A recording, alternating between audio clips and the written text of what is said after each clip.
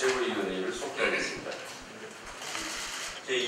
제274차 최고위원회를 시작하겠습니다.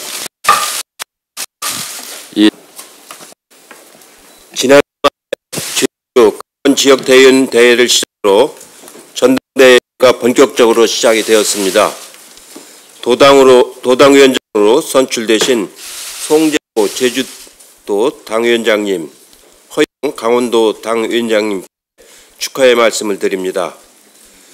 처음으로 언택트 전당대회인지라 시도당 대회 치열한 응원전은 없지만 당 공식 유튜브 채널로 후보 연설이 전 국민에게 공개되는 긍정적 면도 있습니다. 당과 관계를 당부드립니다. 다만 아직도 코로나19 상황 특별히 관리해야 되는 그런 상황이기 때문에 이런 전당대회 과정에서 감염이 발생되지 않도록 각 특별히 거리두기라든가 이런 점에 유념을 해주시길 다시 한번 부탁을 드립니다. 대선과 지방선거를 책임질 중요한 지도부를 뽑는 전당대회이고 후보자들 서울 경쟁을 펼치고 계신 만큼 당원과 지지자 여러분께서도 상대 후보에 대한 네거티브 없이 한 팀으로 아름다운 경선을 잘 이루어 주시길 다시 한번 부탁을 드립니다. 이번 주말에도 부산, 울산, 경남, 대구, 경북 대의원대가 순차적으로 진행될 예정입니다. 여름 전당대회라 더위 때문에 후보자와 캠프 모두 아주 힘이 들 텐데 언택트인지라 모두 건강에 유의하시고 품위 있고 내실 있는 전당대회 경선을 다시 한번 부탁을 드립니다. 지난 주말에 기록적인 폭우로 부산 등 남부 지역 피해가 있었습니다. 짧은 시간 동안에 많은 양의 비가 내린 탓에 피하지 못한 시민들이 큰 피해를 입고 안타깝게 목숨을 잃는 사고도 발생을 했습니다. 유가족을 비롯한 모든 피해자분들께 깊은 위로의 말씀을 드립니다. 정부는 피해 복구에 총력 대응하는 한편 상습, 침수 지역에 대한 대책 마련에도 힘써 주시기 바랍니다. 특히 3분의 사망자가 발생한 부산 초량 지하차도 사고의 경우 지하차도의 취약성이 노출된 만큼 이후에 태풍 등을 대비해서라도 철저한 대책이 있어야 할 것 같습니다. 이번 주에도 장맛비가 예고된 만큼 폭우 피해에 대비해서 만전을 기해 주시기 바랍니다. 당도 임시국회 전당대회 중이지만 각 지역의 국회의원님들을 중심으로 정부와 각 지자체들이 대응책을 조속히 마련하도록 하겠습니다. 오늘로 정전협정 발효된 지 67년째가 되었습니다. 한국전쟁은 우리에게 다시는 한반도에 전쟁이 있어서는 안 된다는 뼈저린 교훈을 주었습니다. 지금 남북미 관계가 경색된 상황인데 지혜와 인내심을 갖고 평화를 위한 교류협력과 북핵 문제 해결 방안을 더욱 적극 추진해야 하겠습니다. 이런 때일수록 대북정책 공백이 최소화되도록 통일부 장관과 국정원장이 조속히 임명되어야 합니다. 지난 금요일 이인영 통일부 장관 후보자의 인사청문 보고서가 채택되었는데 장관으로 임명되면 경색된 남북관계 회복과 한반도 평화협상의 주도적인 역할을 위해 최선을 다해 줄 것을 당부를 드리겠습니다. 이상입니다. 다음은 오늘부터 7월 국회의 상임위원회가 본격적으로 시작합니다. 상임위원회가 본격적으로 가동합니다. 민주당은 민생입법을 통해 국민의 안전과 삶을 지키는 데 전력을 다하겠습니다. 민주당은 모든 상임위에서 민생법안이 제때 처리되도록 힘쓸 것입니다. 특히 코로나 비상상황임을 감안해 각 상임위에서 방역과 경제를 면밀하게 점검하겠습니다. 민생법안의 속도와 타이밍이 국민을 위한 정책 효과를 높일 것입니다. 일하는 국회법, 코로나 방역 강화 입법, 부동산 입법까지 국민을 위한 입법 과제가 줄줄이 기다리고 있습니다. 무엇보다 중요한 것은 국회가 입법 속도를 높여야 국민을 위한 정책이 적시에 시행될 수 있다는 것입니다. 야당도 코로나 위기 극복과 국민의 삶을 챙기는데 머리를 맞대고 최선을 다해 주시기를 당부드립니다. 민주당은 7월 국회에서 국민의 주거 안정을 실현하기 위해 부동산 입법을 반드시 완수하겠습니다. 한국은행에 따르면 시중에 풀린 돈이 처음으로 3천조 원을 넘어섰다고 합니다. 이렇게 넘쳐나는 3천조 원을 넘어섰습니다. 시장에 넘치는 유동성이 부동산 가격만 밀어올리는 부작용을 막고 생산적인 투자처를 만들어야 합니다. 집이 투기의 수단으로 전락하고 집 없는 서민과 미래 세대가 안정적인 주거 생활을 꿈꿀 수조차 없는 현실을 더 이상 방치할 수 없습니다. 최근에 외국인의 투기성 부동산 매입에 대한 우려가 큽니다. 민주당은 정부와 함께 외국인의 부동산 매입에 대해서도 면밀하게 들여다보겠습니다. 필요하다면 해외 사례를 참고해 대책을 마련하겠습니다. 우리나라의 경우 부동산 세제는 내국인과 외국인의 큰 차이가 없는데 싱가포르, 캐나다, 뉴질랜드 등은 외국인의 투기를 차단하기 위해 더 높은 세율을 적용하거나 주택 매입을 규제하고 있습니다. 민주당과 정부의 투기 근절과 부동산 시장 안정화 의지는 확고부동합니다. 민주당은 7월 국회에서 다주택자와 법인에 대한 종부세, 양도세 등을 강화하는 세법과 임대차 3법 처리를 최우선 민생 과제로 추진하겠습니다. 국회 심의 과정에서 법과 제도의 틈새를 노리는 시장 교란 행위에 대해서도 철저히 대비하겠습니다. 미래통합당 등 야당도 7월 국회에서 국민의 주거 안정을 위한 부동산 법안이 반드시 처리될 수 있도록 협력해 주시기를 당부드립니다. 방금 대표님 말씀 있으셨습니다마는 정전협정 67주년입니다. 전쟁이 끝나기를 기대하며 체결했던 정전협정이 67년이라는 긴 세월 동안 이어지고 있습니다. 67년간 지속된 휴전의 긴장 상태를 후손들에게 물려줄 수는 없습니다. 정전선언을 통해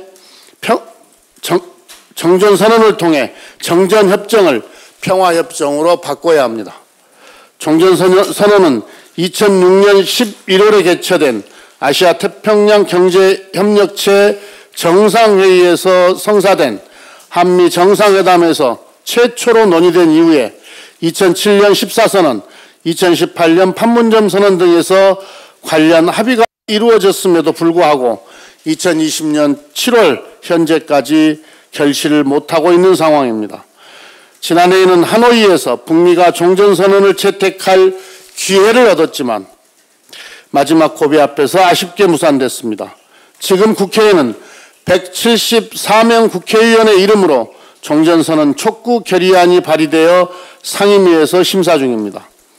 종전선언은 대한민국, 북한, 미국, 중국 정부가 정전협정을 공식적으로 종료하고 항구적 평화정책을 위한 평화협정 체계를 본격화하는 첫걸음이 될 것입니다. 또한 종전선언은 미국과 북한의 적대관계를 청산해서 북한이 핵 보유를 정당화할 명분을 사라지게 한다는 점에서 북한 비핵화를 촉진하는 수단이기도 합니다. 아울러 이러한 한반도 평화체제 구축 과정이 코로나19로 인한 전 세계적인 고립주의가 만연한 국제 상황을 타개하고 미국과 중국의 갈등을 협력으로 전환하는 계기를 마련할 수도 있습니다. 한반도 평화 프로세스 재가동의 첫걸음이 될 국회 종전선언 결의안 채택에 미래통합당의 전향적인 논의와 동참을 기대합니다. 이상입니다. 네, 행정수 완성과 국가 균형 발전의 100년 대계를 사회 갈등 이슈로 변질시키고 왜곡하려는 그릇된 흐름이 나타나고 있어서 매우 유감스럽습니다. 국민의 삶과 나라의 장래 이익에 반하는 정치적 시도를 멈출 것을 간곡하게 호소합니다. 국민의 삶과 직결된 일이고 국가의 100년 대계이고 국회의 시대적 과제입니다. 국민과 전국의 모든 자치단체가 큰 기대감을 갖고 기다리면서 지켜보고 있습니다. 미래통합당은 행정수도 완성이 지니는 적어도 세 가지 의미를 되새겨보기 바랍니다. 첫째는 행정수도 완성은 국가 균형 발전의 핵심입니다. 수도권 과밀화로 인한 일자리와 산업, 교육, 의료, 주거, 문화 등의 불평등을 개선하고 양극화와 저출생과 고령화 문제에 대한 최상의 해법입니다. 둘째는 행정수도 완성은 강력한 성장 정책이자 국민 통합 정책입니다. 행정수도 세종과 경제수도 서울의 동반 발전은 미래지향적 모델이 될 것입니다. 셋째는 행정수도 완성을 역동적 균형발전 뉴딜로 부를 수 있고 행정수도 완성이 한국판 뉴딜의 성공을 이끌 것이라는 점입니다. 정전협정 체결 17주년 되는 날입니다. 국민은 휴전이 아니라 종전을 열망합니다. 국가 미래 세대에게 정전협정이 아니라 평화협정을 물려줘야 할 책무가 있습니다. 한반도가 하루빨리 평화 경제 시대를 만날 수 있기를 간절하게 국민들은 원하고 있습니다. 오늘 박지원 국정원장 후보자의 인사청문회가 열립니다. 미래통합당이 박지원 후보자의 대북관을 문제 삼고 친북 인사로 규정하려는 모습을 보이고 있습니다. 오늘마저도 망국적 색깔론을 꺼낸다면 최근에 발표한 새 정강 정책을 깨끗하게 폐기하는 것이 나을 것입니다.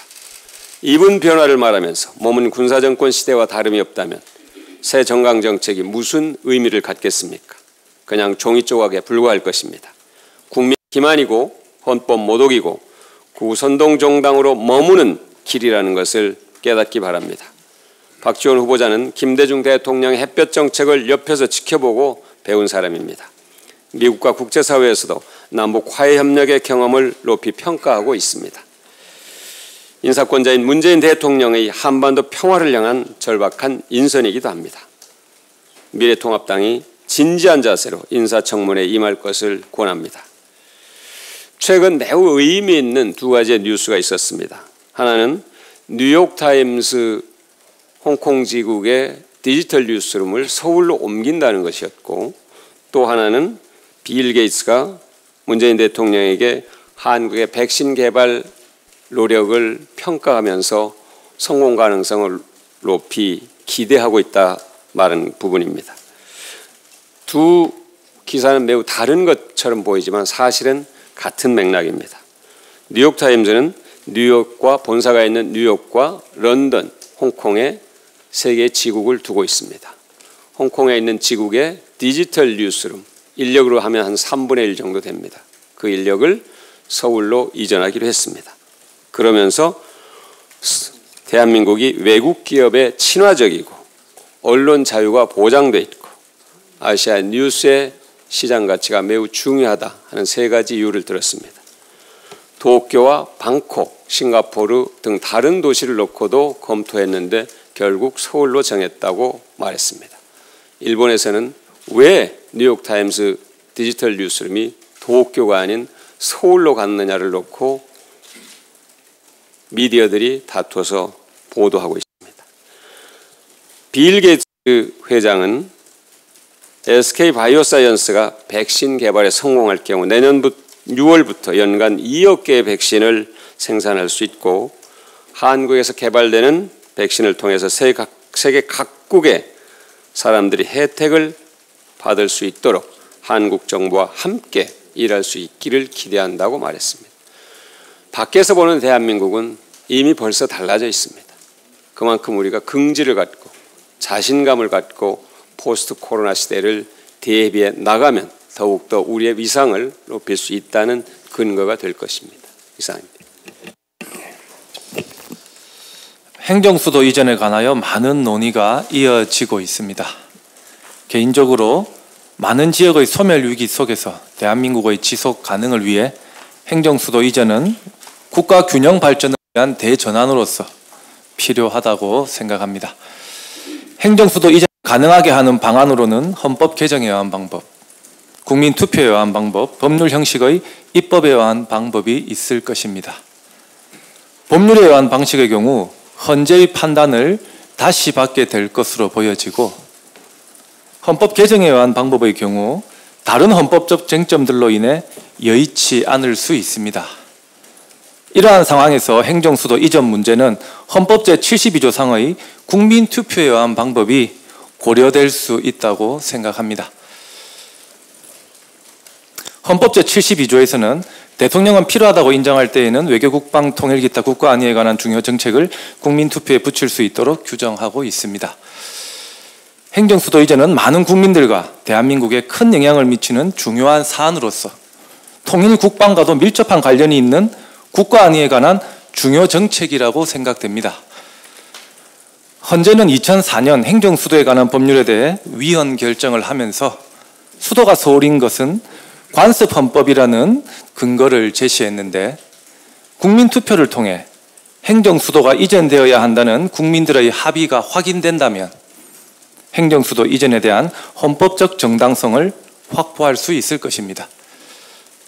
헌법에서는 제72조상의 국민투표 부의 여부를 대통령의 재량사항으로 규정하고 있고, 국민투표가 남용되어서는 안 될 것이나 이미 헌재에서 위헌 결정을 받은 바 있고 국민들에게 큰 영향을 미칠 행정수도 이전 여부에 대해서는 국민들에게 직접 의사를 물어 결정하는 것이 대의제를 원칙으로 하면서도 예외적으로 국민투표를 규정한 헌법의 취지를 살리고 국민들의 기본권을 두텁게 보호하는 것이라고 생각됩니다.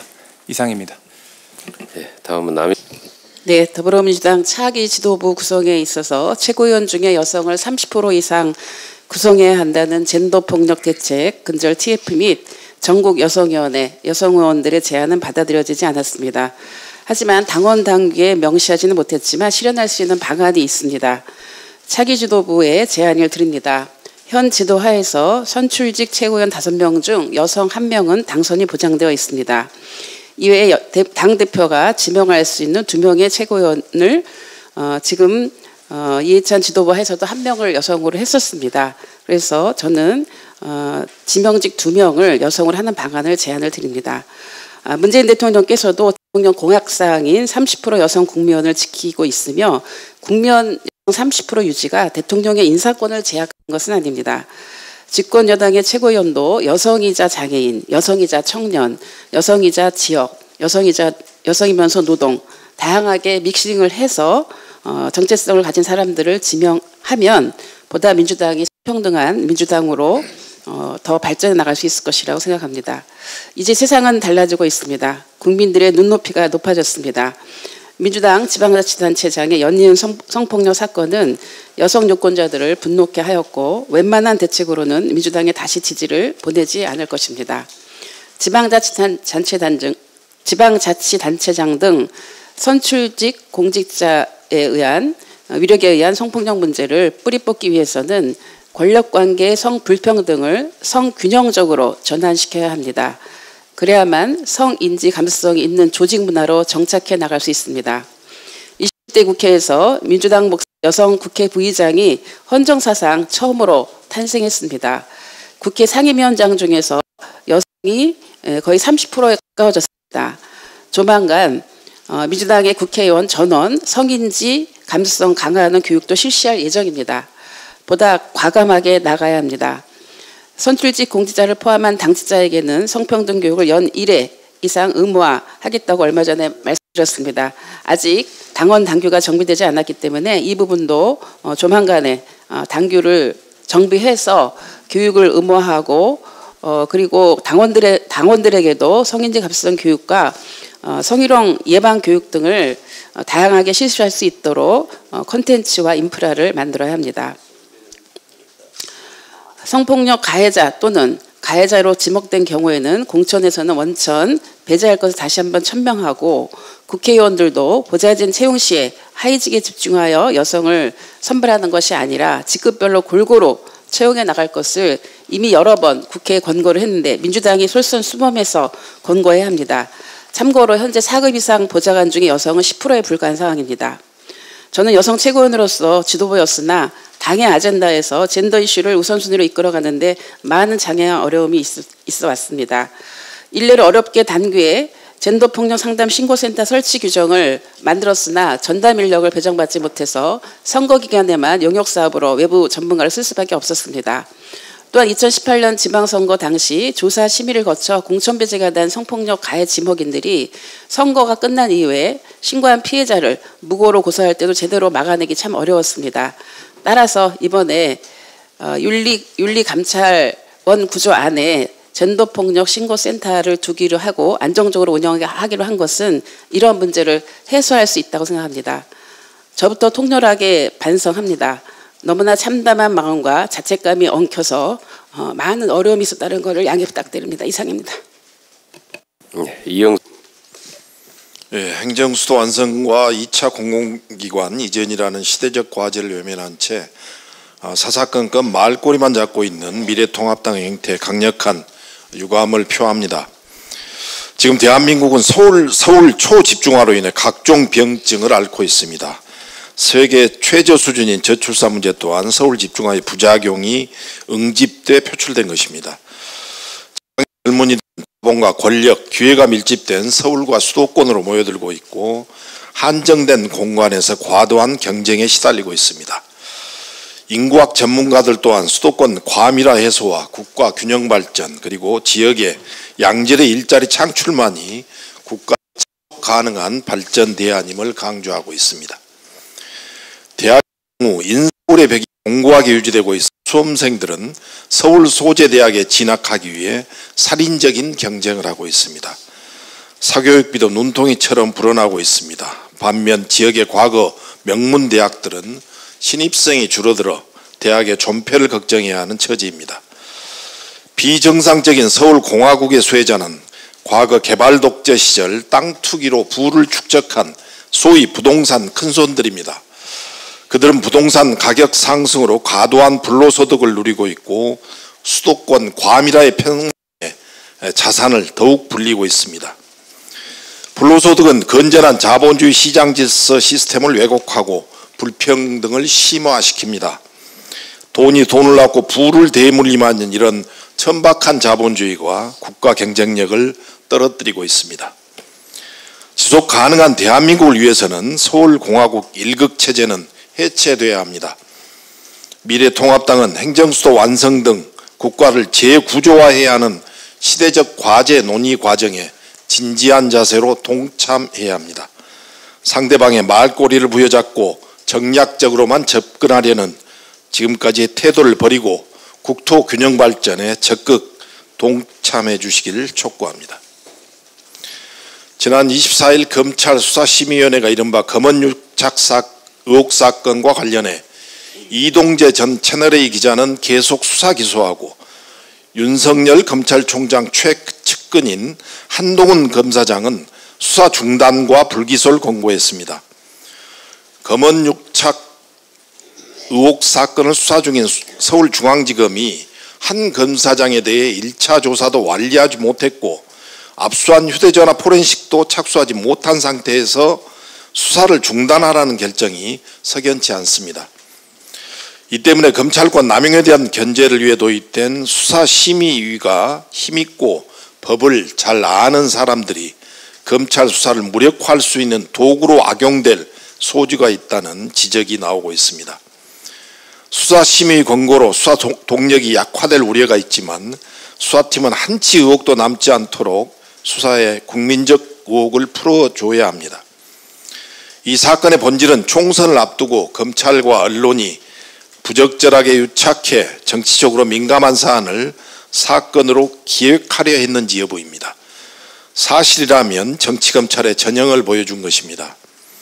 한동훈 검사장은 자신이 떳떳하다면 의혹 해소를 위해 수사에 협조해야 합니다. 수사심의위에서 이번 수사가 권력이 반대하는 수사를 진행한 데 대한 보복이라는 취지로 항변했다고 하는데 검찰 고위 간부로서 부적절한 언행입니다.